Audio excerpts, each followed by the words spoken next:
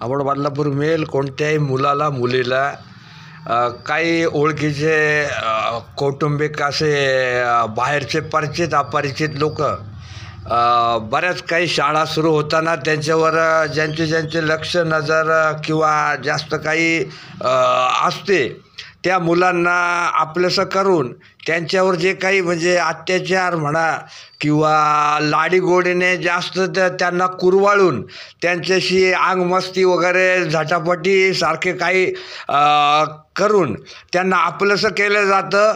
आणि ज्या वेळेस त्या मुलाला राग येतो, मुलीला, बालक बालिका, स्टुडंट, विद्यार्थी विद्यार्थिनीस, त्यावेळेस त्या व्यक्तींचे हावभाव वगैरे बदलतात आणि त्यांच्या अशा भाषा सुरू होतात की हे मूल आम्ही जेव्हा स्पर्श केला ते आमचंच झालं, हे मूल आम्हाला विकण्यात येईल।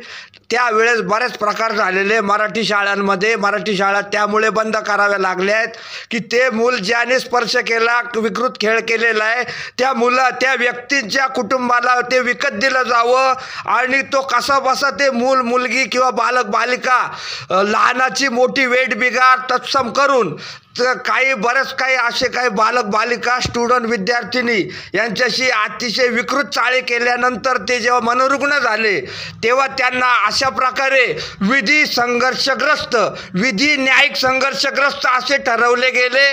त्यांच्यावर अनेक गुन्हे वगैरे वर्ग करण्यात आले। अशा बालक बालिकांवर मोठे होईपर्यंत त्यांचे ज्यावेळेस लैंगिक अशा काही गलिच्छ क्रीडा किंवा रॅगिंग विकृत चाळे केल्यानंतर त्यांना कुटुंबाकडून विकत घेतलं गेलं। तत्सम त्यांना वेठबिगार बालमजूर करून त्यांचे वय वर्ष 40, 50, 60 पर्यंत त्यांना वेडे ठरवून त्यांच्यावर गंभीर असे बॉम्बस्फोट तत्सम त्यांचे मानवी बॉम्ब सदृश अशा काही घटना केल्या गेल्या आणि विधी संघर्षग्रस्त बालक म्हणून त्याचे वय लपवले गेले। Supreme Court, High Court continue Badlapur मेल बदलापूर येथे झालेली तसेच मुंबई उपनगरामध्ये पुणे शहरात होत असलेल्या या बाललैंगिक ज्या काही घटना आहेत, विकृत चाळे मनोरुग्णांचे नसून हे मुले विकत कशी घेतली जातील जबरदस्ती, असे अनेक अनैतिक प्रयोग चाललेले पोलिसांनी दखल घ्यावी। ग्रामीण पोलीस, पुणे शहर पोलीस, मेट्रोपॉलिटन पोलीस,